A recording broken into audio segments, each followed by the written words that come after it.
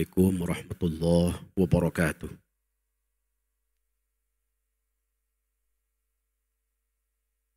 Alhamdulillah wassalatu wassalamu ala Rasulillah. Asyhadu an la ilaha illallah wahdahu la syarikalah wa asyhadu anna Muhammadan abduhu rasuluh la nabiyya ba'dah. Wa nusalli wa nusallim ala sayyidina Muhammadin ibni Abdillah. Amma ba'du. A'udzu billahi minasy syaithanir rajim. Bismillahirrahmanirrahim. Rabbana atina min ladunka rahmah wa hayyi' lana min amrina rasyada.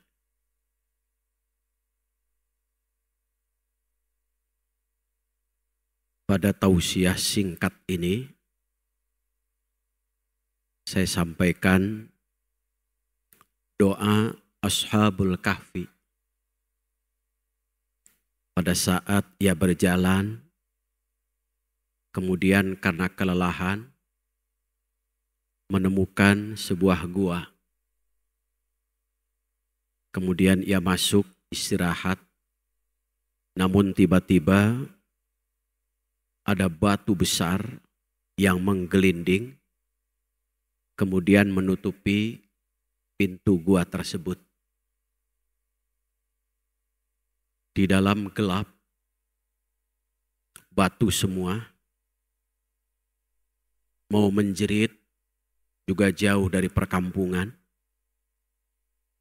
Kemudian menjeritnya kepada Allah. Kita lihat dalam doanya,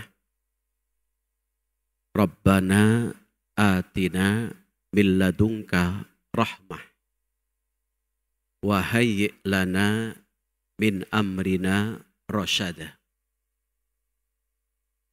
Ya Allah, berikan dari sisi-Mu untuk kami rahmat. Yang diminta bukan lampu, bukan listrik, bukan kasur yang empuk, bukan bantal.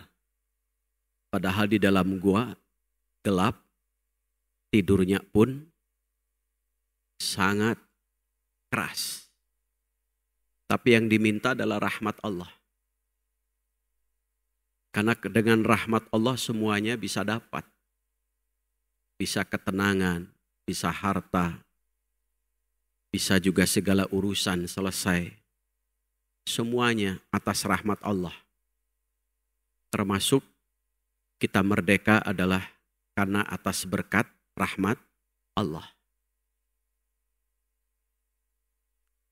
Wa hayyi' lana min amrina rasyada.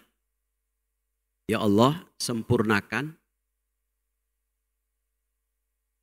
petunjuk-Mu dengan lurus. Min amrina, dari segala urusan kami. Ternyata untuk menggapai rahmat dari Allah Subhanahu wa Ta'ala, ada 3 amalan yang diadukan oleh Ashabul Kahfi ini. Makanya Al-Quran surah Al-Kahfi ayat terakhir ditutup dengan wa man kana yarju liqa'a rabbih falya'mal amalan shalihah. Barang siapa yang mengharapkan liqa'a rabbih, tafsirnya adalah ampunan dan rahmat. Adalah kuncinya falya'mal amalan shalihah. Maka lakukan amal kebajikan. Kita dari awal Ramadan sudah mengatakan marhaban ya Ramadan. Arti marhaban itu ada 2. Yang pertama adalah rahbun, artinya lapang dada. Dalam tafsir Ali As-Sabuni, lapang dada itu diartikan 1, hati yang didasari dengan iman. 2, hati yang memiliki semangat untuk berbuat kebajikan dan kebenaran. Yang ketiga, bersih lahir dan batin. Itulah lapang dada. Kemudian rahbun artinya luas, tanah yang luas untuk menyimpan kendaraan. Kendaraan itu bukan untuk diparkirkan, tetapi untuk diservis. Kita sekarang sedang disimpan di tanah yang luas yang disebut dengan Ramadan untuk diservis. Baik secara lahir maupun secara batin. Nah, Ashabul Kahfi mengadukan amalannya. Pemuda yang pertama mengadukan, "Ya Allah, saya setiap pagi dan sore senantiasa mengurus, memberi makan, menyuapin orang tua saya. Menyediakan air susu untuk orang tua saya. Bahkan ketika anakku meminta air susu, merengek dan menangis, aku tidak beri sebelum kedua orang tuaku meminumnya.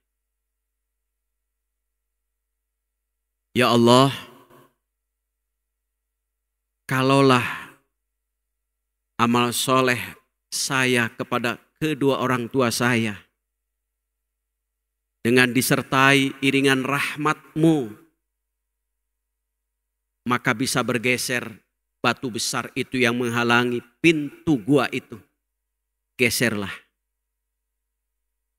Bergeser. Berarti kesulitan bisa ditempuh dari rahmat Allah. Rahmat Allah dapat digapai adalah kuncinya bakti kepada orang tua. Dalam hadis yang diriwayatkan oleh Imam At-Tirmidzi, ada 4 orang puasa, tetapi Allah tidak terima puasanya. Salah satunya adalah wa'aku lil walidain. Anak masih durhaka terhadap kedua orang tua. Ambillah sebuah pembelajaran seorang pemuda yang dijuluki oleh Rasulullah SAW sebagai ahli surga, yaitu Abdullah bin Dinar. Ketika ia mendapatkan nikmat dalam bentuk harta, maka senantiasa ia keluarkan dengan 3 item. Item pertama adalah untuk bekal dirinya dan keluarga. Item kedua adalah untuk kedua orang tuanya. Item ketiga adalah untuk sedekah. Ketika Abdullah bin Dinar punya waktu, selalu waktu ia isi dengan 3 item itu harus. 1, untuk beribadah. 2, untuk bekerja. Yang ketiga adalah untuk mengabdi kepada orang tua. Pantas Rasulullah SAW menjuluki sebagai ahli surga. Wes Korni, dia tidak dikenal di penduduk bumi. Karena ke kebun, pulang ngurus orang tuanya yang sudah jompo, tidak bisa melihat. Kebun, pulang, tidak dikenal. Tetapi ketika Rasulullah SAW ada pengaduan, ada laporan dari Aisyah, barusan Alqamah, barusan Wes Korni datang ke rumah, tetapi tidak bertemu engkau baginda Rasul.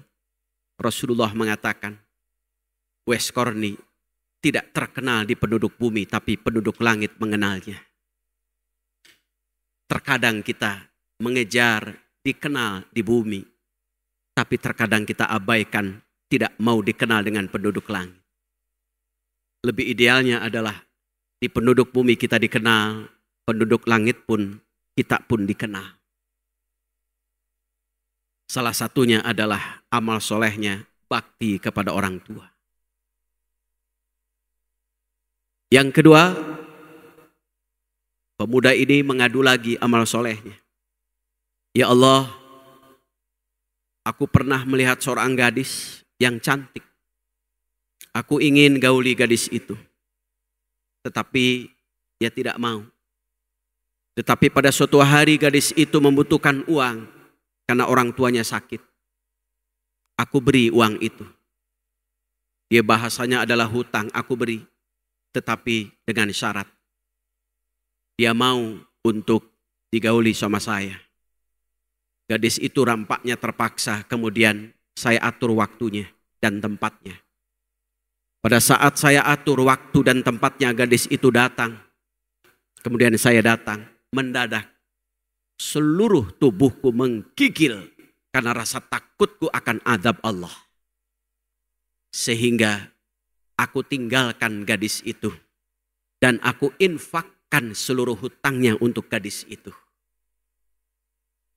Berarti rahmat Allah datang adalah salah satu jalan amal solehnya. Tinggalkan perbuatan maksiat. Tinggalkan perbuatan yang haram.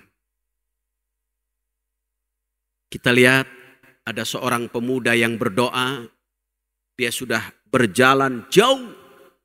Rambutnya kucel. Pakaiannya kumuh. Menengadahkan tangan berdoa. Lalu kemudian ada orang yang mengadu. Ya Rasul, wa mat'amuhu haramun. Ya makanannya dari harta yang haram. Wa mashrabuhu haramun. Minumannya dari minuman harta yang haram.